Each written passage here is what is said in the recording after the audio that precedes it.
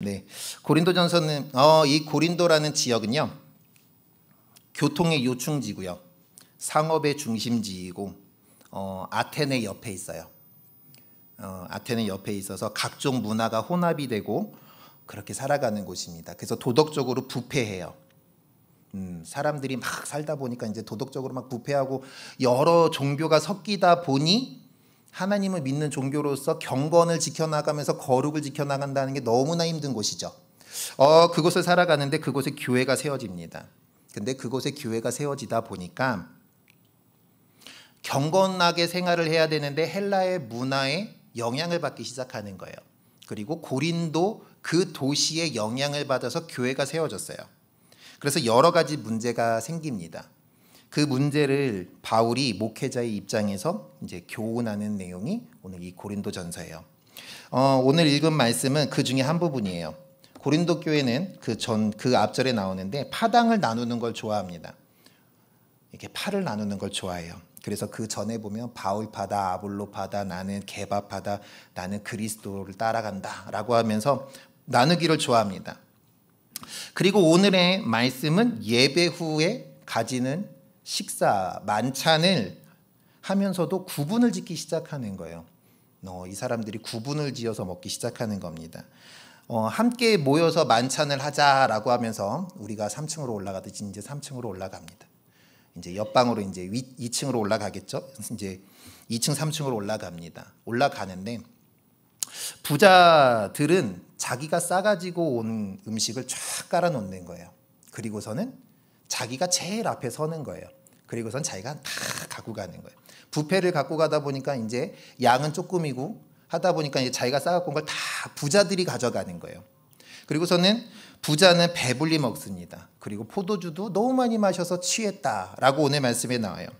그러게 하다 보면은 뒤 늦게 서 있는 사람들이나 아니면은 도시락을 갖고 오지 못한 사람, 오늘처럼 식사를 못 가지고 오는 그런 가난한 사람들, 노예들, 이런 사람들은 부자의 식탁에 끼지 못하는 거예요. 그들이 남겨주지를 않는 거예요. 자기들이 가지고 온 거 자기들만 먹는 거예요. 그리고서는 다른 사람들을 돌보지 않습니다. 그래서 변변치 못한 식사를 하거나 굶게 되는 일이 생기기 시작하는 거예요. 예수님의 성품과 예수님의 사랑을 실천하는 교회가 하나 되지 못합니다. 빈부 간의 격차를 느끼게 돼요. 그래서 오늘 바울이 얘기합니다. 너희는 주님의 만찬을 하는 게 아니야. 너희는 자기의 만찬을 한다라고 하면서 21절 첫 번째 이야기합니다. 그러면서 22절에 전체에서 바울이 분노로 이제 한마디 확 하죠. 우리가 22절을 분노를 섞어서 한번 읽어보도록 하겠습니다. 함께 읽겠습니다. 너희가 먹고 마실 집이 없느냐?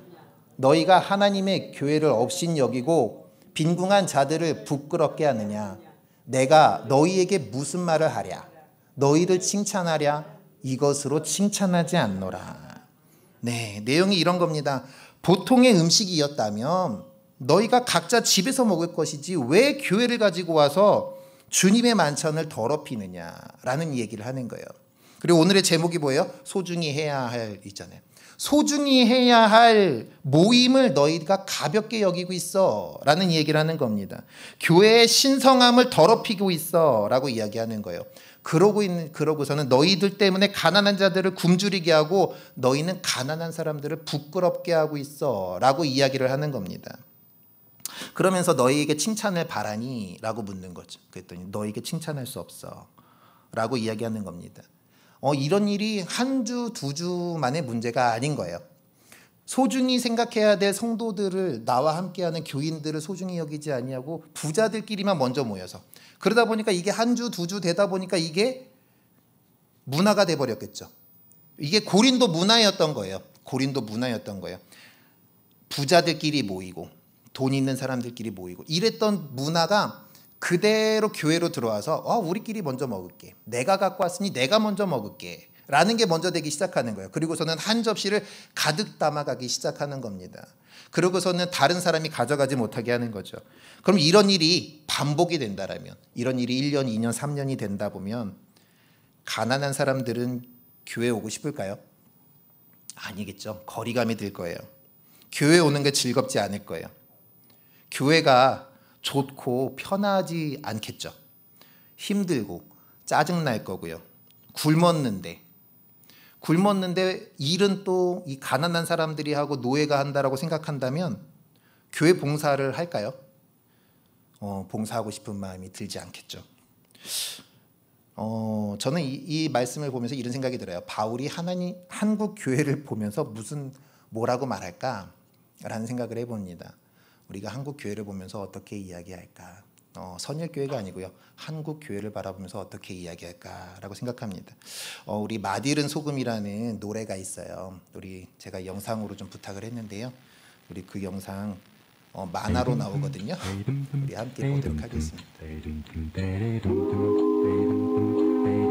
이 옛날 찬양, 옛날 노래라서 음질이 안 좋아요.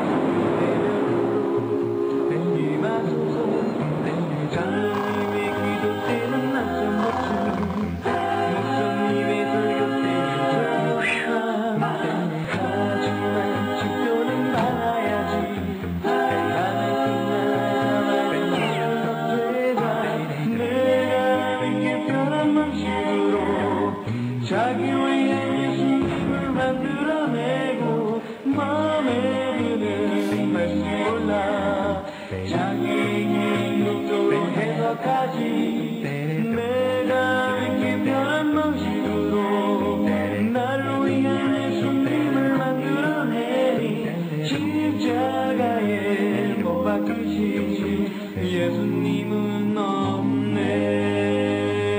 세상의 소금이 되어 썩지 않아야 하건대 이처럼 맛을 잃은 소금이 되었으니 성가대가 노래하는 실력가 안 가져오는 등 찾아 뒤적뒤적 밥 먹을 땐 누가 볼까 눈만 감고 술 마시고 담배 필 땐 무심한 자 목사님이 몰라준다 투덜투덜 보기 싫은 사람에서 구해받고 그래도 한숨은 꼬박꼬박 왜냐 감사하면 그 대가로 못 받을 테 내가 믿기 편한 방식으로 자기를 위한 예수님을 만들어내고 마음에 드는 말씀 몰라 자기에게 이럭저럭 해석하지 내가 믿기 편한 방식으로 나를 위한 예수님을 만들어내니 십자가에 못 박히신 예수님은 없네. 세상의 소금이 되어 썩지 않아야 하건대 이처럼 맛을 잃은 소금이 되었으니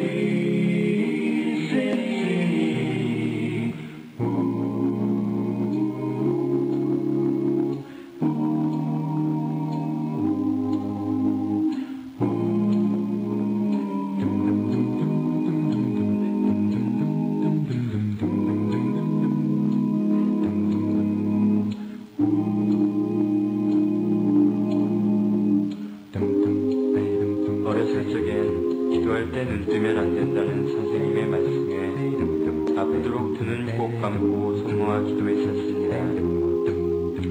하지만 언제부턴가 내 손은 흐트러져만 갔고 기도할 때 아무렇지도 않게 주위를 둘러보곤 합니다. 주님,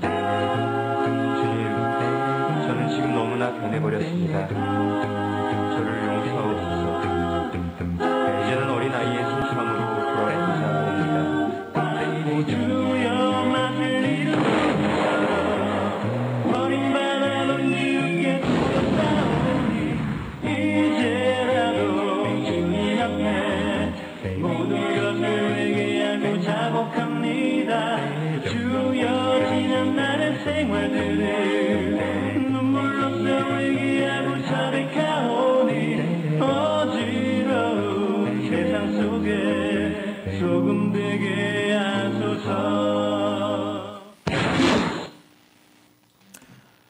우린 이렇게 살지 않을까요? 이 노래를 보면은 마음이 많이 찔려요. 고린도 교회에다가 얘기하는 거잖아요. 너희가 고린도 문화를 받아들여서 너희가 교회가 그런 식이 되어가고 있어. 한국 교회도 마찬가지라고 생각이 듭니다. 한국 교회도 이 세상의 문화가 들어와서요. 그게 점점 바뀌기 시작하면서 그것이 진리인 것처럼, 가짜 진리가 진짜 진리인 것처럼 하나님의 말씀은 없어지고요. 아까 얘기했듯이 내가 믿기 편한 방식으로 예수님을 만들어내고요. 내가 원하는 예수님을 만들어내지 않을까 생각합니다. 그럼 바울이 뭐라 그럴까요? 교회까지 와서 굳이 그래야 되냐라고 하지 않을까요? 소중히 해야 할 것들을 소중히 하지 않고 있다라고 하진 않을까요? 나뉘는 걸 좋아하는구나라고 하지 않을까요? 한국 교회가 고린도 교회랑 다를 게 없는 것 같아요. 계급별로 뭉치고요, 등급별로 뭉치고요, 수준끼리 뭉치고요, 하나 되려 하지를 않죠. 제가 원하는 사역은요, 이제 마지막이니까 이런 얘기하는 것 같아요. 제가 원하는 사역은요, 하나 되는 교회를 원해요. 함께 예배하는 교회. 11시에 교회 와서 아이는 교육관으로 보내고 막 어른들끼리 예배하는 게 아니라 그렇게 함께 예배하는 교회를 하고 싶어요. 아이들이나 부모님들이나 어른이 한 자리에서 함께 예배드리는 거예요. 함께 찬양하고 함께 기도하는 거죠. 제가 매번 얘기하잖아요. 저희는 학생 때는 앞에다가 학생들을 쭉 세워놓고 선생님이 두 분이지만 두 분 앞에다 놓고 이야기를 합니다. 그러면서 아이들이 나오기를 왜 나와야 돼요? 그러면 하나님 전에 나와야지. 하나님 앞에 한 걸음이라도 더 나와 라고 하면서 강당으로 불러드리는데요. 아이들을 기도 시간에 앞에다 놓고 한 사람 한 사람 이름을 불러가다 보면 그렇게 불러가면서 모든 성도가 함께 축복하면서 기도해 주는 거예요. 함께 찬양하고 함께 기도해 주고 예배를 위한 기도, 뭐 우리가 늘 하는 예배를 위한 기도는 늘 하잖아요. 그렇죠? 예배 전에 늘 하는 거니까 그 예배 시간에는 정말 예수님의 마음을 닮아서 어린아이들을 위해서 기도하는 시간을 가졌으면 좋겠다라는 생각을 해봐요. 내 자녀를 위해서, 내 손자를 위해서 하라면 열심히 기도하지 않을까요? 그렇죠? 그럼 기도 안 하시는 분도 기도를 할걸요? 아까 전에 눈 뜨고선 딴짓하고 있는 그런 양처럼이 하는 것이 아니라 내 자녀를 위해서, 내 손자를 위해서라면 내가 열심히 기도하겠습니다라고 하면서 정말 하나님께 울부짖으면서 기도하지 않을까요? 정말 그렇게 기도가 늘어날 거라고 생각이 들어요. 그럼 말씀은 따로 해야 되겠죠. 말씀은 따로 해야 될 거라고 생각이 들어요. 작년에 여기 오기 전에 안성의 한 교회를 방문한 적이 있어요. 저는 그 교회가 너무 인상적이었어요. 처음 가는 교회였거든요. 처음 가는 교회. 이제 제가 가르치던 청년이 이제 교회를 옮겨서 그쪽으로 갔는데 자기네 교회가 너무 좋아요. 그러면서 이제 한번 구경 오세요라고 해서 갔어요. 이제 저희 가족은 이제 그 교회 등록 교인이 아니니까 11시 예배를 갔어요. 그랬더니 청년들이 뭐 반주하고 찬양 인도하고 보통의 교회랑 똑같아요. 그래서 보통의 교회랑 예배가 비슷하구나 하고 나오는데 이제 학생의 예배가 오후에 있어요. 그러면서 이제 학생의 예배 드리고 가라라고 하면서 이제 우리 아이들을 잡는 거예요. 그랬더니 아이들이 그럼 한번 드려볼게요 하고서는 이제 오후에 예배를 드리고 나오는 거예요. 근데 오후 예배를 드리고 나와서의 얘기가 너무 인상적인 거예요. 뭐냐면 저희 아이가 그러는 거예요. 11시 때 들었던 설교랑 똑같아 라고 얘기를 하는 거예요. 내용과 구절이 똑같다고 얘기를 하는 거예요. 그리고서는 예화만 달라라고 얘기를 하는 거예요. 예화만 다르고 말씀 구절과 내용과 모든 순서가 다 똑같아 라고 얘기를 하는 거예요. 그러니까 담임 목사님의 설교를 이렇게 전도사님이나 부목사님한테 주고 그 부목사님과 그게 이제 전도사님이 그 설교의 예화만 바꿔서 똑같이 또 하는 거예요. 그럼 뭐가 좋을까요? 가족 예배를 드리던가 집에 가서 이야기를 하면서 오늘 설교가 뭐였어? 라는 얘기를 할 때 공통적인 내용이 있겠죠. 함께 이야기할 부분이 있지 않겠어요? 함께 이야기할 부분. 오늘 말씀에서 우리가 고린도전서 11장 20절에서 22절을 읽었잖아. 그러면서 이 말씀에서 너는 무엇을 생각해? 그러면 그 아이가 막 찾고 하는 게 아니라 설교를 들었으니까 그 아이는 그 아이대로 얘기를 할 수 있고요. 부모는 부모로서 이야기할 수 있고 어른은 어른으로서 이야기를 할 수 있다라면 그렇게 공통적인 내용이 되어진다라면 정말 그것이 예수님이 좋아하는 것이지 않을까 라는 그런 생각을 해봅니다. 그런데 현재 우리 한국 교회, 대부분의 한국 교회가 11시에 교회에 오면요, 주일학교는 주일학교실로 보내죠. 학생회는 학생회실로 보내고요. 청년들은 청년끼리 예배를 드리고요. 장년들은 어른들만의 예배 공간으로 모여서 나눠서 예배를 드립니다. 뭐 예배가 집중이 안 돼요 라고 하면서 나눠드리기도 해요.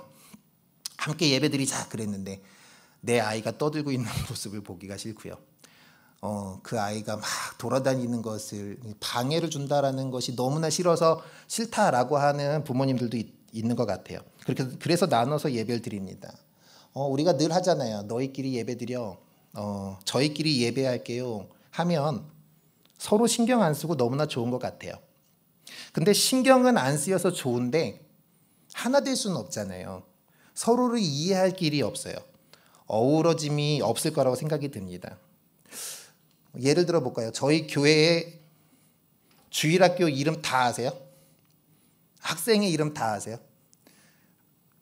여기 이렇게 쭉 서면은 저 뒤에 있으면은 이렇게 얘기해요. 잘생겼어, 뭐 예뻐 이런 얘기는 들리는데 이름 얘기하시는 분들이 많지 않아요. 왜냐? 아이들하고 마주칠 수 있는 시간이 많지 않잖아요. 그래서 아이들하고 마주칠 수 있는 시간이 없어서 그 아이의 이름을 모를 수도 있다고 생각이 듭니다. 그러면 그 아이가 새로 온 아이인지 아니면 기존부터 다니던 아이인지 아니면 어느 부모의 아이인지 몰라요. 관심을 가질 기회도 없고요. 관심을 가질 시간이 없거든요. A라는 성도가 있어요. 이웃을 통해서 전도를 받았어요. 그래서 교회를 나온 지 10년 정도 됐어요. 그냥 교회만 다녀요. 큰일이 아니라면 주일날 예배는 빠지지 않습니다. 그리고 구역 예배라고 하는 셀 모임도 매주 참석을 해요. 그러던 어느 날 몸이 이상해서 병원을 갔어요. 암이라는 소식을 듣습니다. 근데 수술만 하면 없어질 수 있는 작은 암이었어요. 근데 암이잖아요. 셀 모임만 나오면 우는 거예요. 구역 모임만 가면 우는 거예요. 작은 암이지만 수술만 되면 암인데 그 암이라는 거가 걸려서 너무나 울기 시작하면서 너무나 힘들기 시작하는 거예요. 그래서 이제 셀장의 응원을 통해서 새벽 예배를 나갑니다. 안 가던 새벽 예배, 10년 동안 한 번도 안 나갔던 새벽 예배를 나가기 시작하죠. 기도를 하려고 합니다. 주님. 근데 기도가 안 돼요. 왜요? 기도를 해본 적이 없거든요. 기도를 해본 적이 없기 때문에 기도를 할 줄 몰라요. 말씀도 귀에 안 들어와요. 한숨만 나옵니다. 이런 성도 어떻게 해요? 이런 성도. 너는 너고 나는 나야. 너 신앙은 너 신앙이고 내 신앙은 내 신앙이야. 나는 내 신앙 지킬 테니 너는 알아서 해. 라고 할 수는 없잖아요. 다가가서 알아주고 위로해주고 뭐가 필요하니 기도를 할 줄 몰라요. 그러면 기도를 어떻게 하는지 알려주겠죠. 예수님을 붙잡게 믿음으로 인도해 주실 거잖아요. 그렇죠? 믿음으로 가야지. 정말 내가 기도 가르쳐 줄게 하면서 이야기할 수 있을 거라 생각이 듭니다. 근데 그게 같은 공간에 있는 같은 예배를 드리는 어른들끼리라면 가능할 거예요. 같은 전도회 끼리라면 가능하겠죠. 고린도 교회도 부자는 부자끼리, 가난한 사람은 가난한 사람끼리, 노예는 노예끼리 연합이 되어 있을 거예요. 그들끼리 함께 하겠죠. 부자들끼리는 부자들끼리 모여갖고 먹고 마시면서 취하고 배불러가지고 남기고 그러고, 가난한 사람 노예들은 노예들끼리 모여서 자기들만의 고충을 이야기하고 그럴 겁니다. 자기들끼리는 소모임으로 모일 수는 있지만 전체가 하나 되지는 못할 거예요. 부자가 다른 사람의 사정을 모르겠죠. 우리 여기 모인 우리는 믿음으로 부자잖아요. 믿음으로 따지면 부자죠.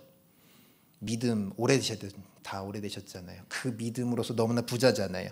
믿음이 부자인 우리끼리만 믿음을 나누고 믿음이 더 성장하면 우리는 너무 좋죠. 우리끼리 좋고 우리끼리 성장하면 너무나 좋죠. 그러면 근데 우리 주변에는 믿음이 약한 자들이 있잖아요. 믿음이 없는 자들, 믿음이 가난한 자들이 있잖아요. 우리끼리 나누면 그렇게 해서 부자들끼리인 우리끼리 믿음을 나눈다면 그 믿음이 약한 자들, 믿음이 가난한 자들은 거리낌을 느끼지 않을까요? 바울이 이야기하는 자기의 만찬이라고 하지 않을까요? 믿음이 부자인 우리가 먼저 다가가길 바랍니다. 믿음이 없어서, 믿음이 약해서 힘들어하는 성도들에게 믿음이 부자인 우리가 다가가야죠. 관심을 가질 기회를 만들고요, 시간을 내서 다가가야죠. 우리 이런 경험이 있을 거라고 생각합니다. 막 내가 열심히 전도해가지고 한 사람을 데리고 왔어요. 교회를 데리고 왔어요. 근데 전도했는데 교회를 적응을 못해요. 그러더니 어느 순간 교회를 안 다녀요. 겉모습만 보고 적응 잘하고 다니나 보다, 매주 잘 나오니까는 교회 잘하나 보다 라고 하는데 어느 순간 안 나와서 보니까 나 이제 교회 안 가 라고 하면서 거리감을 두고 밀어내는 그런 친구들 있잖아요. 그렇죠? 내가 전도해서 내가 그 사람을 너무 사랑하는데, 정말 내가 태신자로 삼았는데, 내가 정말 그 사람을 새 생명으로 삼았는데, 내가 데리고 와서 정말 교회 생활 열심히 했으면 좋겠는데 교회 데리고 왔는데 교회 나가더니 나 이제 교회 안 가. 교회가 너무 싫어 라고 하는 사람들 있잖아요. 왜 그럴까요? 마음을 열고 이야기할 사람이 없는 거잖아요. 내가 마음을 열고 이야기할 수 있는 사람. 우리가 마음을 열고 이야기할 수 있는 교회를 만들었으면 좋겠습니다. 하나 되는 교회를 만들었으면 좋겠어요. 주일학교서부터 작년까지 모두가 이름도 알고 얼굴을 아는 친밀한 교회가 될 수 있었으면 좋겠어요. 저희 학생들 데리고 이렇게 편의점이나 이런 데를 가다 보면 성도님들 만나서 안녕하세요 인사하면 애들이 먼저 지나간 애들은 인사 안 해요. 왜냐하면 이분이 성도님이었는지를 모르기 때문에 인사를 안 하고 지나가는 아이들이 많아요. 제 옆에 있는 애들은 인사하는데 얼떨결에 하는 거죠. 우리가 서로 간의 얼굴을 알고 이름을 알아가면서 그러다 보면 그 아이의, 그 어른의 그 표정을 읽어가면서 무엇이 힘든지 무슨 문제가 있는지를 알아가다 보면 어른이 먼저 다가가야 되잖아요. 아이가 먼저 다가오는 경우가 많지 않죠. 어른이 먼저 다가간다라면 그 아이들이 마음의 문을 열겠죠. 그리고 자기의 속마음을 이야기를 하겠죠. 자신의 가정사를 이야기할 수도 있고요. 자신의 미래에 대해서, 자신이 생각하고 있는 그 걱정거리에 대해서, 자신의 그 문제, 자기가 지금 막 고민하고 있는 그 고민을 이야기하지 않을까요?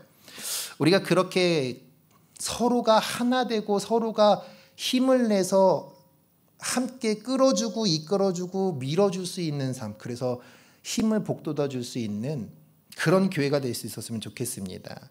믿음 안에서 부자인 우리가 먼저 다가가는 우리 선율교회가 될 수 있었으면 좋겠습니다. 그로 인해서 오늘의 말씀처럼 바울의 책망을 듣는 것이 아니라 너희가 칭찬할까? 그래, 내가 너희를 칭찬해. 너희가 정말 하나님 안에서 하나 되었어. 너희가 정말 교회가 하나 되어서 정말 믿음이 약한 자들, 믿음이 가난한 자들을 너희가 바로 세워줘서 너무나 고마워 라고 하면서 예수님이 고마워하고 바울이 칭찬한다라면 우리가 아까 전에 마지막 찬양했던 것처럼 정말 하나님의 자녀로서 명예를 지켜가면서 살아가는 그건 우리의 삶이 되지 않을까 생각합니다. 우리가 그런 삶을 살아갈 수 있는 우리 선율교회가 될 수 있었으면 좋겠습니다. 우리 찬양 하나 하고요, 기도했으면 좋겠습니다. 우리 깊어진 삶을 주께, 지금 마지막 했던 찬양인데요, 후렴 부분이 이렇습니다. 매일 마주한 슬픔을 견뎌나가며 주 예수의 마음을 닮아갑니다. 두려운 걸음마다 주가 동행하시니까 내가 주님을 의지하면서 오늘을 걸어갑니다. 신실한 소망을 깊이 담으면서 주 예수님의 풍요를 채워가고요, 하나님의 자녀로 명예를 지켜가면서 내가 정말 깊어진 삶을, 내 믿음의 삶을 주님께 드리겠습니다 라는 우리 이 고백을 주님께 찬양으로 드렸으면 좋겠습니다. 은혜로 날 보듬으시고 사랑으로 품어주셔도 내 마음 한 자락도 지키지 못하는 이 모습 부끄럽습니다.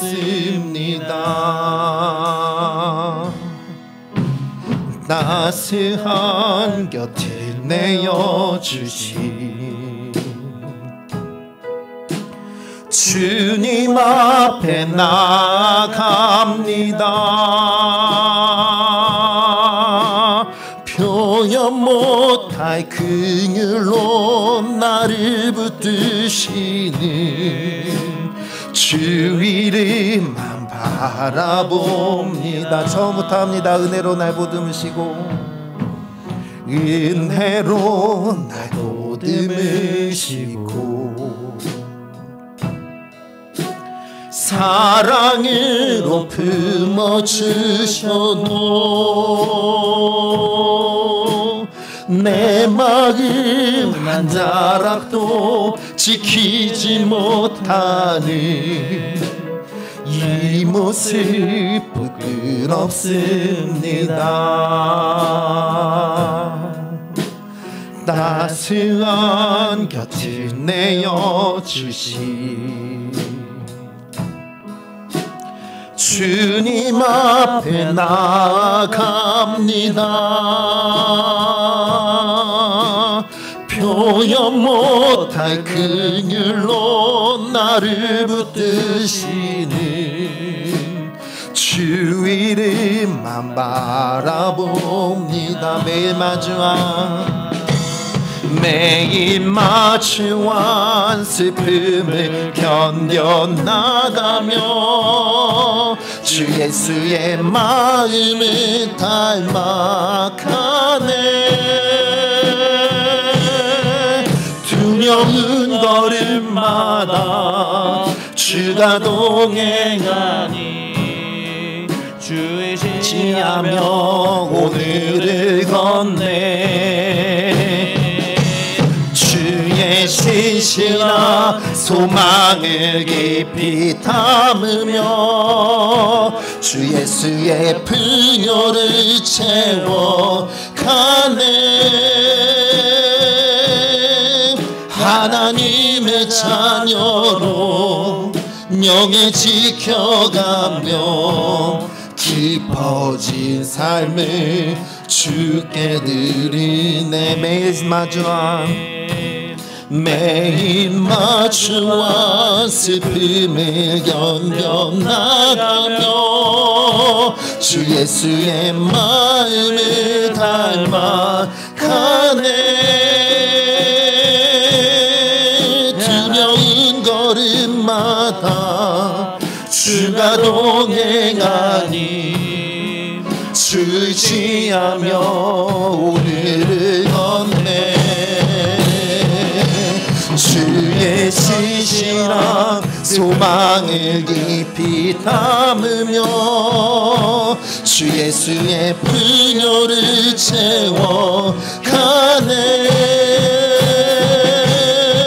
하나님의 자녀로 명예 지켜가며 깊어진 삶을 주께 드리네. 하나님의 자녀로 명예 지켜가며 깊어진 삶을 주께 드리네.